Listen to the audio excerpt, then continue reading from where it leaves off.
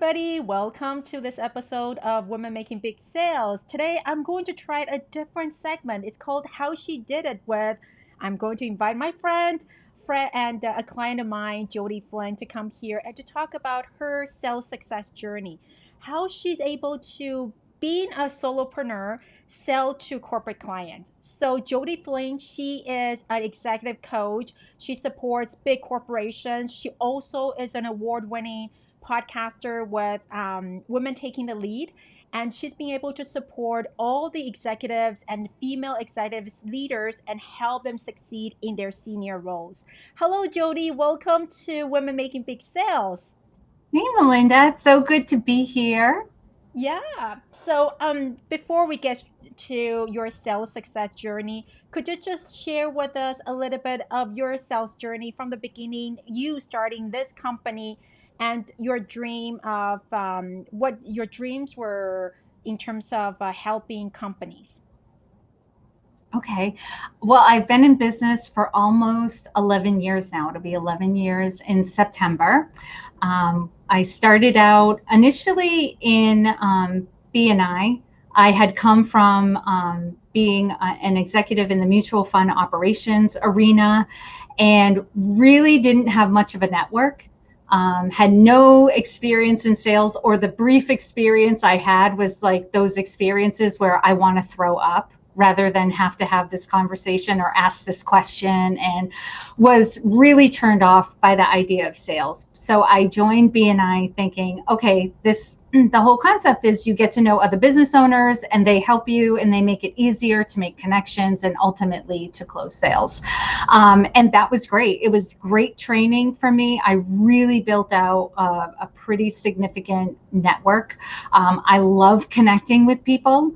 I love having conversations with people and finding out just what you asked me, like, what's your journey then? How did you get here? Like, I am fascinated by people's stories. So connecting with people, building out my network, and just trying to be of service to them was something very natural to me. And it was in the probably the past year or so, because I've been pivoting my niche, and really not pivoting. I guess a better description of it is I've been niching down and I'm getting more specific and more specific.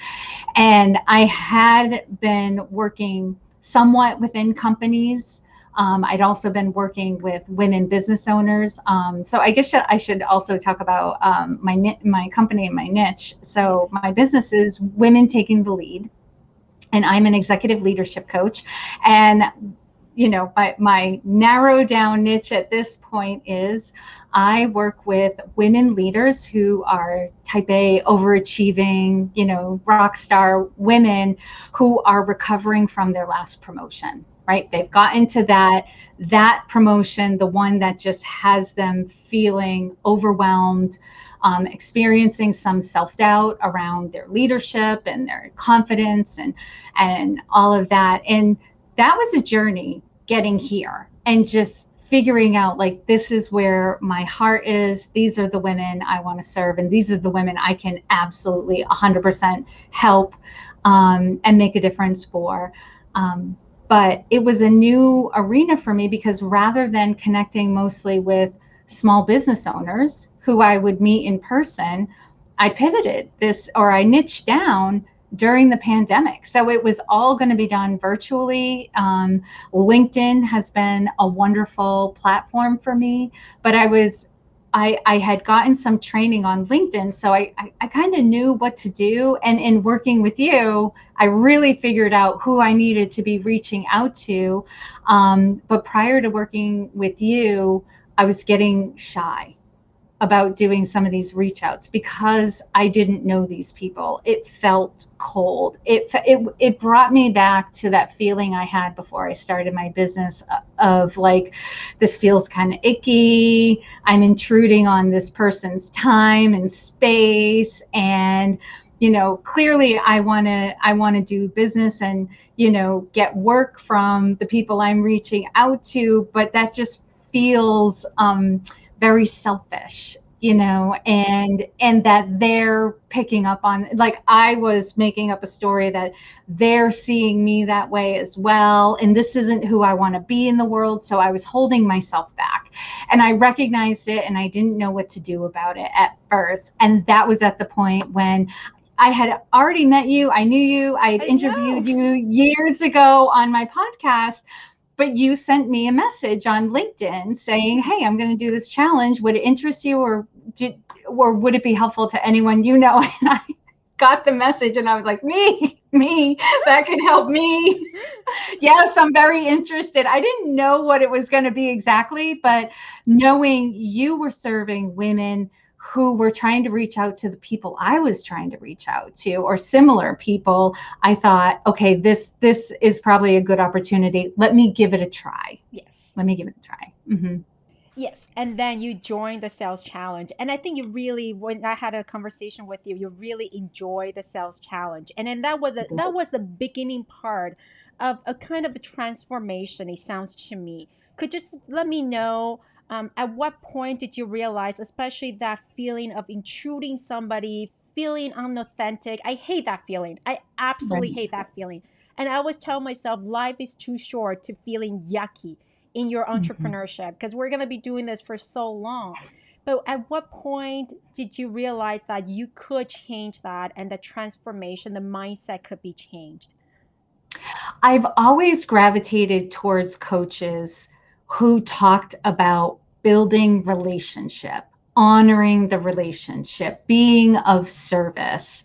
And so I feel like it was already there in me, but when and this is just humanity. We find ourselves in a new territory and we think, oh my God, I don't know what to do here. This is all new. And, it feels a little scary. And it's like what we know goes out the window. Yeah. And we need somebody to remind us, like, oh, no, no, no, all the same concepts apply. Here's how you do it. And that's who you were for me. It was the same language I'd always gravitated towards. And that's what reassured me. And well, first of all, I do have the personality where I hear the word challenge and I'm like, it brings out the best in me, right? I'm a friendly competitor, and I compete Same. mostly with myself. And so I was just like, I love that word. I'm like, it sounds like a game to me. I'm like, I can play a game. And then through the challenge, just talking about it high level at this point, those same messages, you were speaking them in your videos. And when we'd have the live video calls, it was like, it's about being of service, it's about building relationships, it's helping people. And so I was just, from that mind frame, I was like, I can do this. Yes. I love being of service. I love helping people coming from that place. And so all, of my reach outs was, how can I help you? How can I be of service? Or it would even be just a friendly, let's catch up. I haven't seen you in a while. I want to hear how you're doing. And from that place and that foundation, it was like, I calmed down and just did what I do best. That's amazing. And sometimes we overcomplicate things. And I always remind you, I'm sure you've heard me saying that, keep it simple, keep it simple. And this whole building relationship is actually not as complicated as it seems. Can you just Mm-hmm. share it with an example? I think you've got an example of like going through that challenge, working with me, and reaching out, and that actual results you received with getting that CEO. Could you just walk us through this? And that journey, I'm sure, will inspire other women to do it, and they'll realize how simple it actually can be. Yes. I mean, initially in the challenge, it was really each day you guided us through steps Yeah. in terms of like thinking about how you wanted to reach out. What did you want to say? What place were you coming from? It was really very grounding for me. And also there was a worksheet towards the end, which really helped me in niching down even further, where it was like, where do you know the most people? What industries do you have experience in? Where do you have the most connections? Who can you help? And I was like, oh, it was like bonus. Hmm. But initially it was just like, okay, craft your message, think about what you're going to say, and then do it, right? It was like, get into action, Hmm. as soon as you're ready. And initially I was just like, I will reach out to some people who I haven't talked to in a while, that I'd been meaning to reach out to, but just hadn't been, because I was giving my time and attention other places. And to be honest, to some extent, like, avoiding doing reach outs for a Hmm. while. And as I was thinking about people, I'm like, oh, there are some people who I just want to catch up with. I just want to hear, how have they been doing? I may have connected to them early on during all the lockdowns, but I haven't spoken to in a while. And so I think I reached out to about 10 people. Hmm. And from that, I think I started scheduling like a whole bunch of virtual coffees, just short meetings, like half an hour. How can I be of service?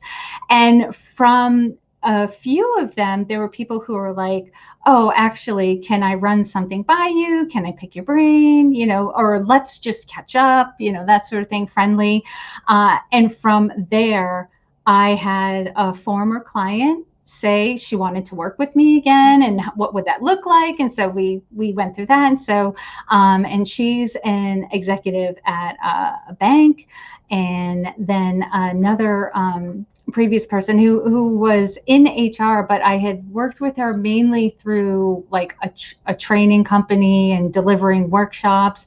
But she wanted to get some ideas on um, you know uh, employee resource groups for women, and coaching for Amazing. the women in her organization. And I did some research for her, because my first call with her was like, how can I be helpful? So we just had conversations about how we've been doing, and then what's going on for her in her job and how I could be helpful for her. I did some research for her, put some stuff together and gave it to her. And one of the things she asked me was like, well, could you put a proposal together for this work as well? Just kind of friendly, Wow. no guarantees, but send me something. And I ended up getting a contract to do group coaching Hmm. with women who were at the director and VP levels of the organization, as well as delivering a keynote presentation for their employee resource group for women. So it was out of the challenge that, Wow. just from doing some reach outs, like, it got the ball in motion and just allowed me to be who I am and delivering the type of support and service that I do, that it ended up bringing work into me. And as you know, I then joined your executive lounge, and the Yes. ball continues to keep rolling. So Uh-huh. that has been wonderful. Oh, wow. And that's amazing. But have you noticed such a transformation during that conversation? Because at the beginning, we're always thinking about, oh, I don't want to sound salesy. I don't want to be pushy. When we're thinking about that, I've noticed as a personal experience, when we're thinking about that, we're actually thinking about ourselves, how we might feel Hmm. of that conversation. But when we're thinking Right. about service and how to help people, we're thinking for other people. And I find that that transformation often makes me feel a lot more grounded when I'm having conversations, even though they should be sales conversations. But it feels like it's a good, genuine conversation when I'm focusing on how can I help other people rather than, okay, am I being salesy? Am I being pushy? Am I doing the right thing? Then there was a lot of, am I doing things right? A lot of doubt. Right. But when I Right. project to other people and that conversation, do you notice that similar kind of transformation when you're just focusing on other people? 100% in, because I also do public speaking. Yes. So that is also a mind frame I take on when I'm doing public speaking. If I'm nervous and Yeah. I'm frightened, and I'm getting into that place where I'm like, oh, this feel like starts to feel yucky, right? Like, I'm Yes. about to deliver and I'm going to be in front of all these people, and am I going to mess up? I realize, like, I am spending way too much time focusing on myself and the Mm-hmm. experience that I'm having, when the whole point of me doing this public speaking is to deliver a message and to be of service to the people who are in the audience. Like, I'm here for them. And when I put my focus on them, like, my confidence comes back. I feel Yes. calmer, like I can do this. And the same is true with sales. If I feel yucky, it's probably because I'm spending way too much time thinking about how is this experience making me feel? You Exactly. know, these actions making me feel, rather than, really asking myself, could I, how could I be of service to other people? What kind of service can I provide them? Because the thing is the people I serve, they're so busy and Yes. they have so much on their plate and they're trying to do so much for so many people. And I can alleviate that. Mm-hmm. I can be helpful to them, whether it's information or ideas or helping them gain perspectives and solutions and that sort of thing. And that makes me feel amazing. Right. So ultimately, Exactly. by taking the attention off myself, focusing on them and how I can be of service to them, that's what makes me feel amazing. That's Yeah. the solution there. And then be helping people. And that's what I always believe, that women can be the best salespeople, because we genuinely want to help others. And we Mm-hmm. tend to be good listeners, but it's that motion of sales. And when we're thinking about sales, and that all those negative thoughts start coming out, and then you're like, oh, I don't want to sound salesy. I don't want to be pushy. But genuinely, in essence, we are the best salespeople. If we would just Mm-hmm. take away and put those negative thoughts away, put in a little closet, we'll just let it stay there for a little bit, but really focus on others. And we do that all the time in terms of our personal relationships. We take care of Mm-hmm. our family, our parents, our friends, and we are born to do this. So if we just focus on our clients, then everything makes us feel a little bit more grounded and more focused in the moment. Right. I loved how you said that. It's actually who we are as women to do sales. Yes, exactly. It is. And I want to inspire everybody, whoever's listening, that, we have it in us, but it's just learning how to put some of the negative thoughts aside, put it in the closet for a little bit, and how to kind of dance with it a little bit. Mm-hmm. I'm also a huge believer in terms of selling together. Here's what I think. We girls, we have our best friends. When we talk about boyfriends and partners, or things we want to do, we have our best friends. We go for coffee, we go for drinks, we talk about things. Um, but how come when it comes to the most important thing about our professional life, which is sales, we tend to do it alone and rather than as a group of people? Now you're inside the executive lounge. You get to meet some of our amazing ladies, some of our amazing ladies. How has it helped you to be able to see behind the scenes of how other women act, work, sell, build their business? Yeah. So I want to back up a little bit, Melinda, and I'm going to answer that Yes. question. But I love the African proverb that says, if you want to go fast, go alone. But if you want to go far, go together. I think that's it. Yeah. Yes. If you want to go fast, go alone. But if you want to go far, go together. Yes. Yes. And really, what that means is you can sprint by yourself, but you're going to run out of energy. Yeah. Right. And there's only so much you can do when you're all on your own. But if you want to go the distance, if you want to have endurance, you need those people around you. And I will say this because they're my ideal clients as well. I tend to coach type A, overachieving, high performing women. And we've often been successful in our early careers because we went alone, right? We tried to rely on ourselves and do a huge portion of our work on our own. And so we could be completely in control of the outcome, our output and our deliverables. That makes sense. But you get to a certain point, whether you're within an organization or if you're a business owner, you Mm-hmm. can't do this on your own. You will only go so far, and it's not very far. And so the benefit of being in the executive lounge and especially aligning with other women who are their business focus in terms of wanting to serve larger organizations is very similar to mine. Mm-hmm.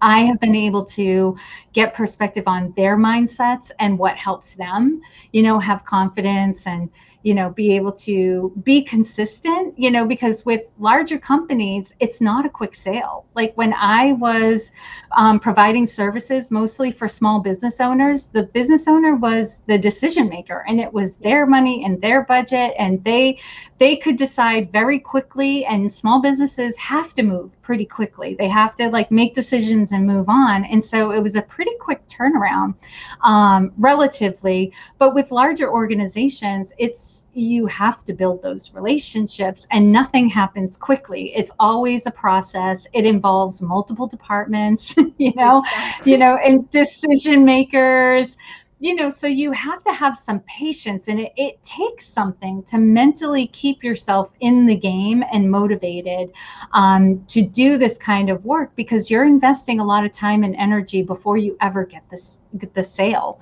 Mhm. or even get paid. There have been times where the contracts are signed, I have the sale, and I don't get paid for another 2 months or Mhm. more. So there's that as well. And also, if I come across a situation I haven't experienced before, I have yet to have it where I'm bringing up like, oh my goodness, I've this situation has occurred. I haven't had to answer this question before. I haven't had this type of meeting before. Several people in the group have, and Exactly. they're able to answer those questions and talk about it. And so I feel supported and feel more confident answering those questions for my clients or having those meetings with my clients, because I'm given a framework, some advice. They've shared stories of best practices, what's worked, what hasn't worked.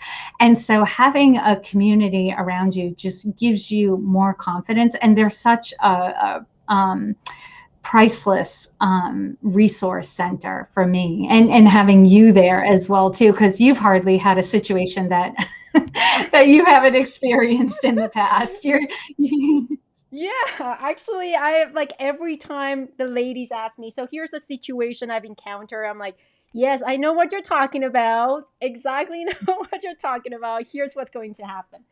But I guess that's what happens when you have been doing this for 20 years. So you kind of, encounter different kinds of situations.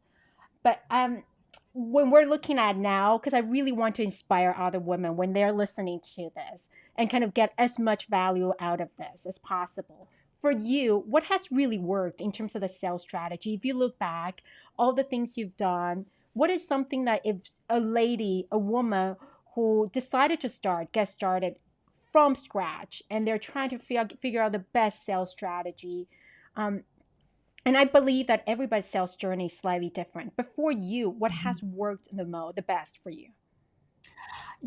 getting really clear on who I serve. So niching down, niching down, niching down, which you had as a part of the challenge, like Yeah. asking those questions, like getting really specific.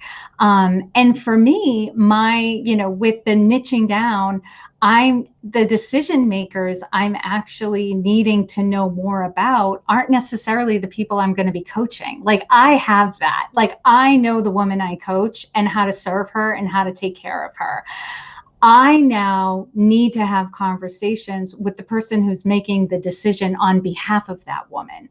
So understanding like that is my ideal client right now. And so doing the work to understand what are their worries, what are their concerns, what are the solutions that can help Mm-hmm. them. I think you talk about this in the challenge as well, as what are their challenges and what are the opportunities for them. So Mm-hmm. you need to be speaking to those things, because for them that's their love language. Yeah. Right, I understand the challenge you're having, and I have a solution or an opportunity that can help you with that, Mm-hmm. and speaking that language, and also taking on the mindset like these are people, Yeah. right? They're Definitely. People to in my people. head. Yeah, early in my business, I thought of people in HR as just being like cold and austere and, like very formidable, right? And it Exactly. was a story. It was a complete story, and part of it was youth and inexperience that had me experiencing that way. And it's been over time meeting more women working in HR and just getting to know how lovely they are, how caring they are, how committed they are. They are devoted to their organizations, and they're stressed. They are Oh, trying to do so much for so many people, and changing that story has made a complete difference, because now I'm not trying to get through a gatekeeper, which was the perception I had like 10 years ago. Now I'm just reaching out and building a relationship with a human being. And if I can be of service to them, if they're in need of my services, great. If not, I have another person I've had a great conversation with. We can continue to get to know each other and share resources. Someday it may turn into an opportunity for me to support them. It may never, but ultimately it's remembering this is a human being, and I'm here to support them, whether or not that looks like a transaction or not. yeah. I love the fact that you talk about them being really busy. Business and corporate clients, it's chaotic. They have so many things happening, especially in today's world. The world is Right. chaotic. And we need to Mhm. be appreciative, or we need to understand their challenges. And that's back to that mindset. If you're thinking about, oh, am I too being too pushy? Am I doing the right thing? Then we're focusing on us. We're focusing on that potential fear we have. But if we think of others, then we recognize that people are busy. It is chaotic, and it's more about how do we help them solve the certain challenges they have in a very simple way. And once you have that conversation, then it definitely becomes a lot easier to have. And Mhm. I'm excited that everything seems to be going really well. You seem to kind of start to grasp how to sell with more confidence and feel better. But I also want to tell people sales journey is a continuous journey. We're going continue to move forward. So, what are the challenges you're facing right now? Like, as you continue to build more and more momentum, you continue to know more people. I know some of your challenges, but what Mhm. are the challenges? And maybe we can do this short kind of coaching session together, and yeah, to talk about so what's next when you grow. Mhm. What's the next challenge? Yeah.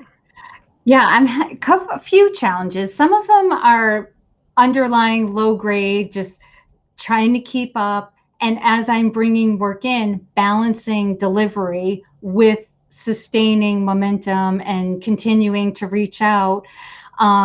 Not there yet, but what's coming on the horizon is I'm going to need more help to deliver my services. I would like to get bigger contracts. I would like to get more contracts.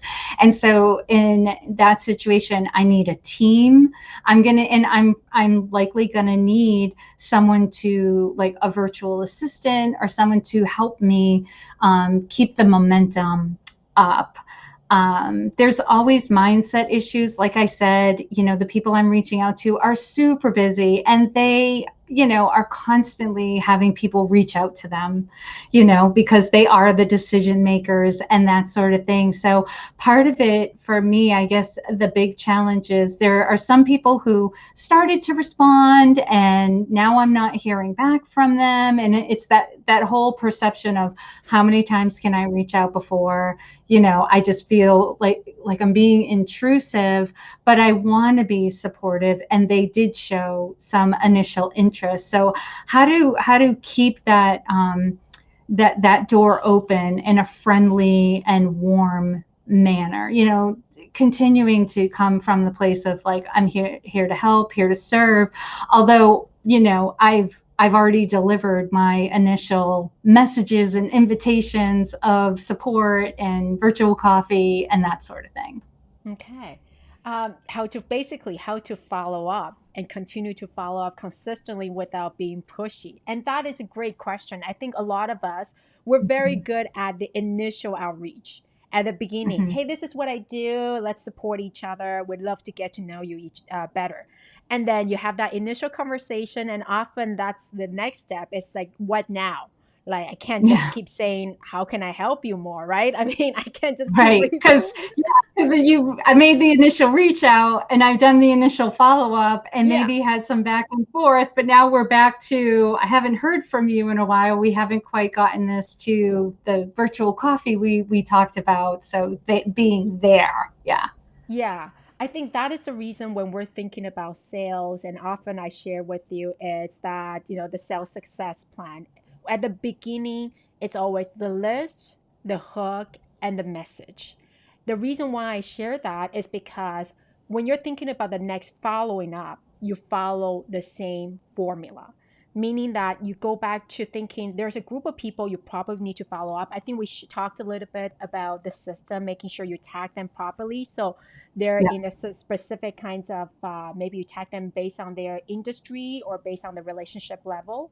But what I would recommend is that forget about following up, just move forward, look forward, and then think of the next hook. Think of the Mm-hmm. next hook that can rekindle the conversation. So a very something that we've talked about, especially at the challenge, is you want to come to my party. So the next hook is just when you're thinking about, okay, what is the next one for me to follow up with? Keep that aside. Those people that have not responded, first of all, it's normal that people will not respond. It's a matter of, some people will not have a chance to talk to you yet. But when you think about what is the next follow up strategies, think of the next hook. What is the next party I can plan? So you're almost like a Mm-hmm. party planner. And it's like, what is the next party? You don't have to have parties all the time. You don't need to follow up every month. Everybody's thinking, sometimes when we think of follow up, we're like, okay, we need to follow up every month. And I think quality is more important than quantity. So, our business clients, they're chaotic, they're very busy. So it's more about, so what can I plan going forward? Q3, we're pretty much think people are thinking about Q3, right?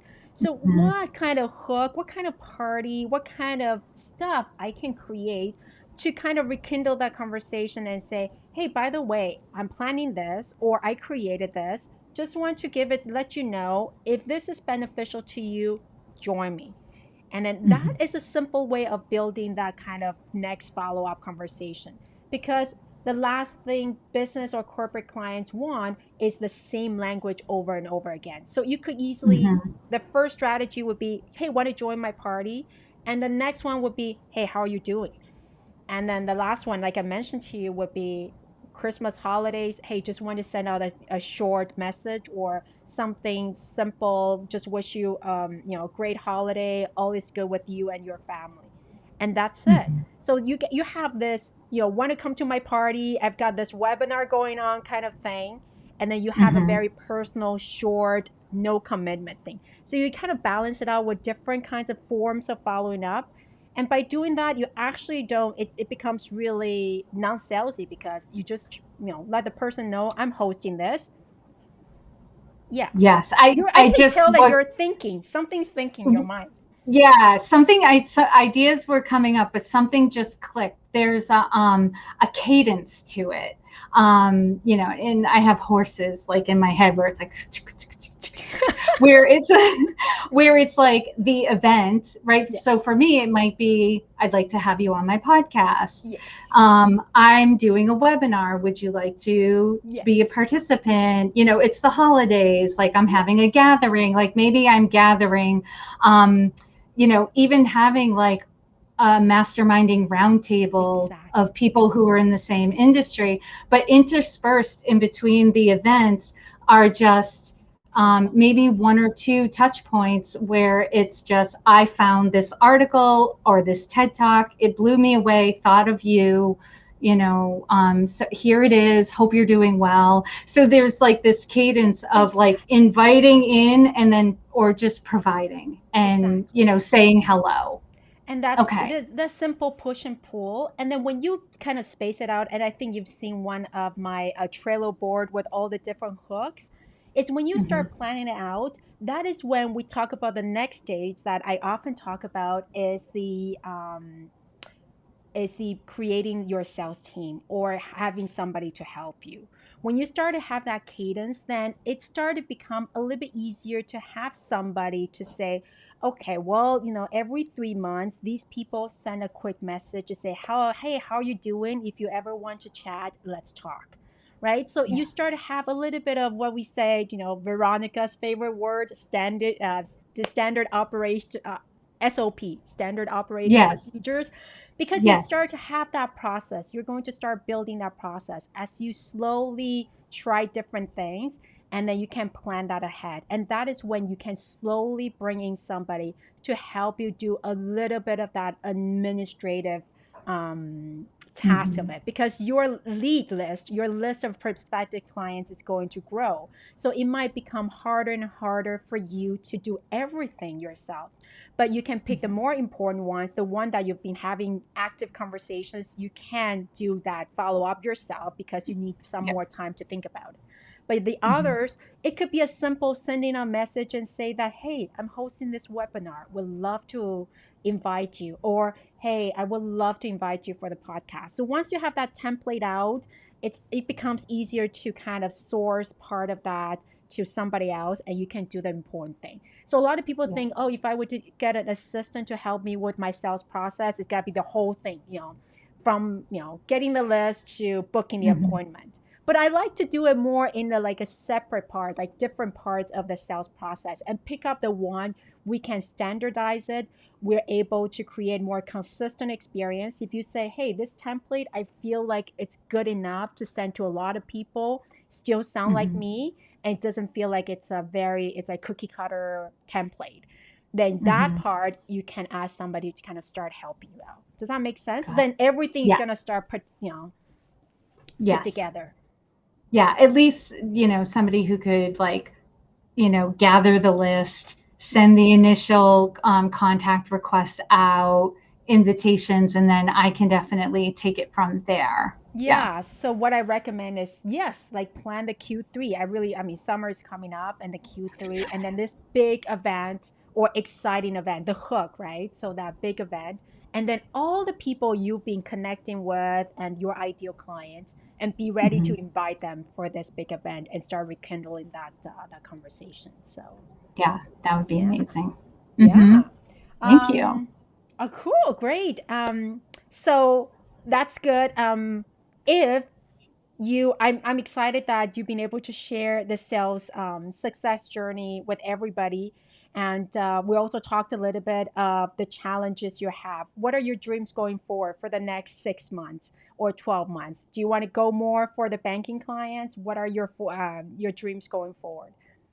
Yeah, definitely. I have amazing contacts in the banking industry, one of your questions, it really hit my heart, is like, you know, they have challenges that I understand and I can help them with that. So that's part of the reason why, I think of the banking industry. I grew up in, like I said before, in mutual funds, which is very similar. Like when I talk to people who are in banking, like we're speaking the same language. Like I understand the regulations and, what can go on in office politics and that sort of thing. So Mm-hmm. yes, I would like to get larger contracts. Like right now, I'm doing some group coaching programs within organizations. I would like to get to the point where, a company can hire me. I don't like to have typically more than like 6 people in the same cohort because I want to make sure everyone's getting their needs met. So if they had 24 women, we could be doing 4 cohorts at the same time. That would be amazing. And I've already started making connections with other coaches who've gotten the same training that I have, who can deliver the same services that I serve. And so I can form a team who can help me serve these companies. It's amazing. You've got big dreams. And I I think, do. yes, and I think that's what we want to inspire women, is that by going after bigger clients, we can have big dreams. We can dream bigger. We can go after big high ticket items. So I know this is the last question for you, and I've always wanted to ask your question. I think I'm kind of like I think a lot of women in our group, or including me, we are type A. We want to control everything. we're driven, but at the same time, we're very controlling. I admit it. Mhm. Sometimes I do get Mhm. that. But sales is Mhm. sometimes sales, you can't control everything. But it's from an executive coach perspective, not from me. I'm a sales coach, but from an executive coach's perspective. What do you tell to a lot of listeners here? I know a lot of my listeners who are similar people. We want to go after corporate clients and we want to have that absolute control of the outcome, right? We all want to have Mhm. that absolute control of the outcome. What do you say to these women as an executive coach, as somebody like you've supported for so long? Um, how to manage that expectation versus the natural outcome of entrepreneurship and business. It's like there's a lot of ups and downs. How do you manage that mindset? A couple of ways. A few things came to mind as you were saying that. I mean, I think for myself and a lot of my clients, it's recognizing because we have qualities and they're like coins, and depending on like there's a flip side, right? The flip side for example, when I was younger, my mother called me stubborn, right? And now she calls me tenacious. It's the same quality, right? But Yeah. one has a negative connotation and one has a positive connotation. So, think about the qualities you have, and even the ones that you might think of are negative, like there's a positive spin to put on it as well. Like controlling. What is the flip side of controlling? It's wanting to deliver quality, Mm-hmm. right? It's that standard of quality that has you want to be controlling. But like you've said, there are ways where you can control the quality even if you're not completely delivering it yourself. Yes. The other thing I would say is like take on the mindset of a scientist Mm-hmm. running experiments. Like this is an experiment and That's you amazing. have a theory of how it's going to, Yeah. or you create a hypothesis, like here's what we think is going to happen. You run the experiment, you either get the result that you wanted or you don't, but you don't relate to it like, oh, that's a failure, or there's no negative connotation around failure. Like it didn't work out the way we thought it was going to. Mm-hmm. And what do scientists do? They ask questions, they investigate what happened, and then they set up a new experiment. So then they hypothesize something a little bit different. And that's all we're doing. We're experimenting, we're trying out new things. And I say, when we get what we want, we can celebrate. And when we don't get what we want, it's an opportunity to learn. Mm-hmm. Right? What can I take away from this? What can I learn?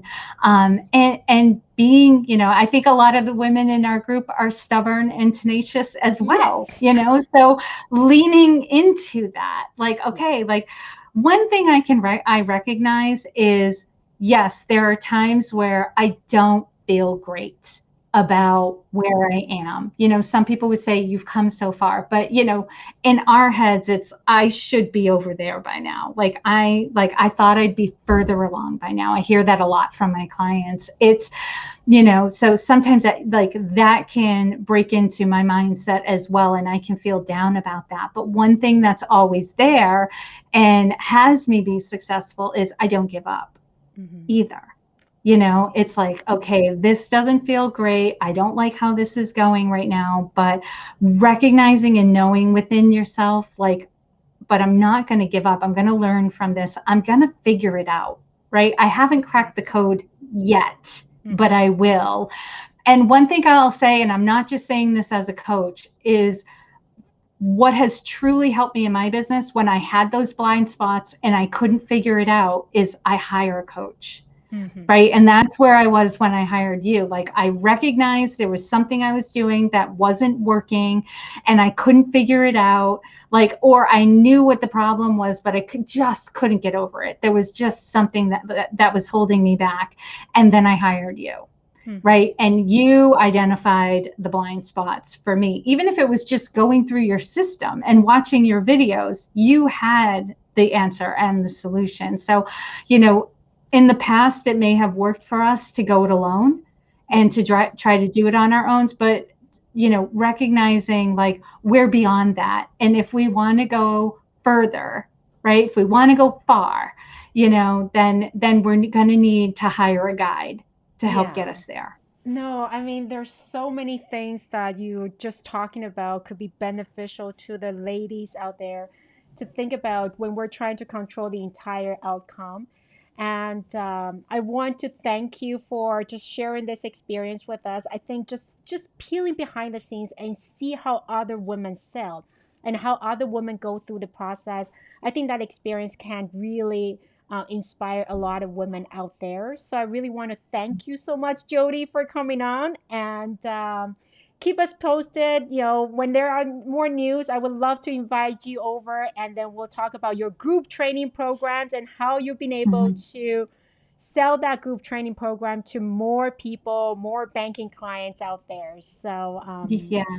yeah, Yes. I'm I'm really happy to share my experience, and this has been a great opportunity. When you invited me, I was very flattered, and I can't thank you enough. Like working with you has definitely made a difference in my Oh, business. oh, I'm super excited. I'm happy to hear that. It's been my passion and dream to help more women and help them land more corporate clients. Well, thank you very much for joining us, and for everybody. I hope you got a lot of insights from this episode. I always love talking to Jodi, especially the mindset, and really see how she. Every time I talk to her, she's able to just take action and take what I talk about and just go and make it into the reality. So she also has a podcast called Women Taking the Lead. So make sure to check out her podcast. And if you want to connect with her, I'll also make sure to put her LinkedIn address over there. LinkedIn would be the best way to reach you, Jodi. 100%. Yes, I'm very active on LinkedIn. Exactly, perfect. So make sure to connect with her. If you're a type A woman and want to become a leader in your industry, reach out to Jodi as well.